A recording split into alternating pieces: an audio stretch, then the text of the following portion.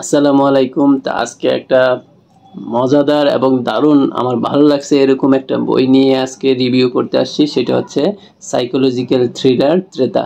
তো এটা লিখেছেন কায়েস সামি। তো ওনার বই আগে কখনো পড়া হয় নাই, তো প্রথমবার পড়েছি। কিন্তু প্রথমবার পড়ে এত ইন্টারেস্টিং লাগলো যে মানে আমি কখন আপনাদের সাথে এই ভিডিওটা শেয়ার করব সেই অপেক্ষায় ছিলাম।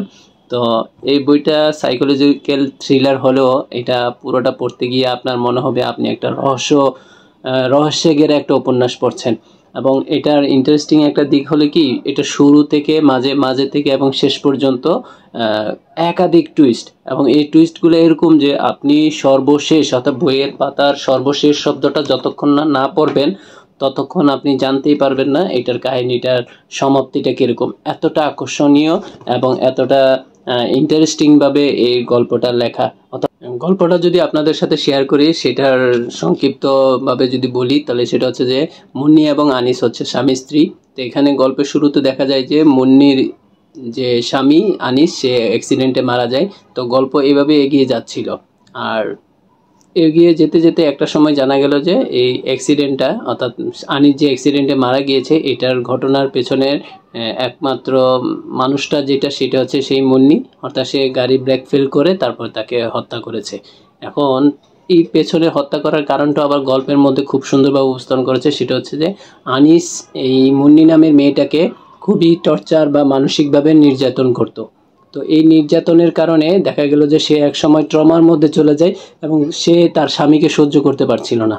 তো এই অত্যাচার থেকে বাঁচার জন্য স্বামীকে কিভাবে হত্যা করা যায় সেই পরিকল্পনা করে সে স্বামীর গাড়ির যে ব্রেক ফেল ব্যবস্থাটা করে এবং সেখানে সে তার অ্যাক্সিডেন্ট হয়ে মারা যায়। এর মধ্যে টুইস্ট হচ্ছে আরেকটা, যে গল্পের শুরুতে দেখা যায় যে মুন্নিকে কেউ একজন ফলো করে এবং সে তাকে যে ফলো করে সে দেখতে অবিকল আনিসের মতো। এখন এটা কি তার কল্পনা নাকি সত্যি সেটা সে বুঝতে পারে না, নাকি সে আসলে কোনো একটা মানসিক চাপের পরে এই ধরনের বিভ্রান্তিকর তত্ত্ব বা ইলিউশন যেটা বলে এরকম কিছু দেখছে। তো এটা তার কাজের বাসায় যে হেল্পিং হ্যান্ড অর্থাৎ যে কাজের মানুষটা তার সাথেও শেয়ার করে। তো সেও বলে না এরকম তো হওয়ার কথা না, বা এটা কিভাবে সম্ভব। তো এইভাবে গল্প এগোতে থাকে। তো একটা সময় গিয়ে দেখা যায় কি যে আনিস আরেকটা বিয়ে করে, অর্থাৎ এই যে মুন্নির আড়ালে আরেকটা বিয়ে করে রেখেছে এবং সেখানে একাধিক সন্তানও আছে। তো সেই স্ত্রী আসে তার কাছে যে আমার স্বামীর এক সম্পত্তির ভাগ আমিও নিতে চাই।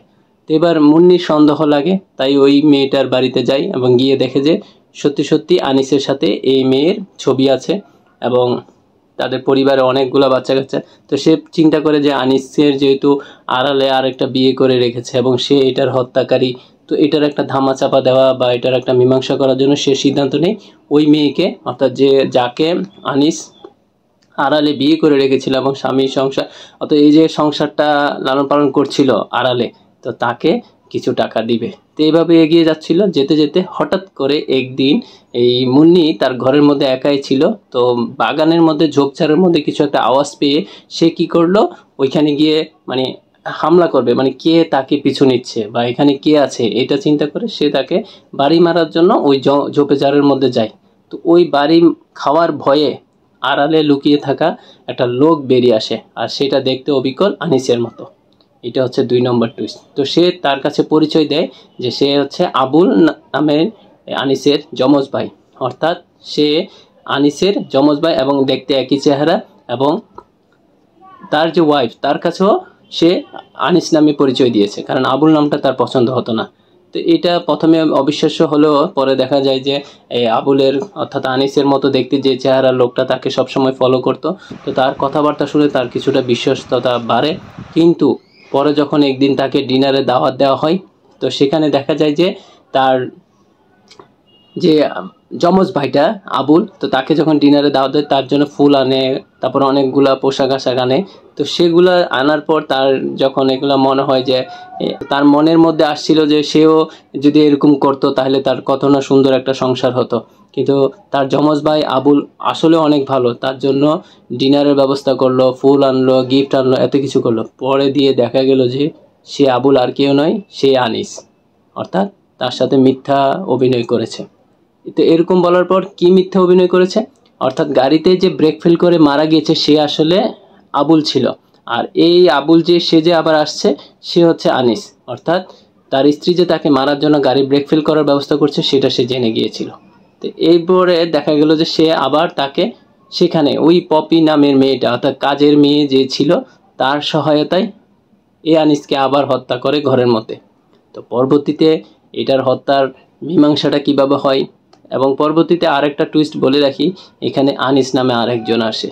এই তিনজন আনিস এসে তৃতীয় আনিস কি করে সেটাও একটা জানার ব্যাপার। আর দ্বিতীয় আনিসের যে লাশ অর্থাৎ ঘরের মধ্যে হত্যা করে ফেললো এই দুইজনে মিলে, তো সেটারও কিভাবে মীমাংসা করলো সেই সম্পূর্ণ ব্যাপারটা আসলে পাঠককে ধরে রাখবে লাস্ট পর্যন্ত। তো আজকের ভিডিওটা এখানে শেষ করলাম, দেখা হবে নতুন কোনো ভিডিওতে। আল্লাহ হাফেজ।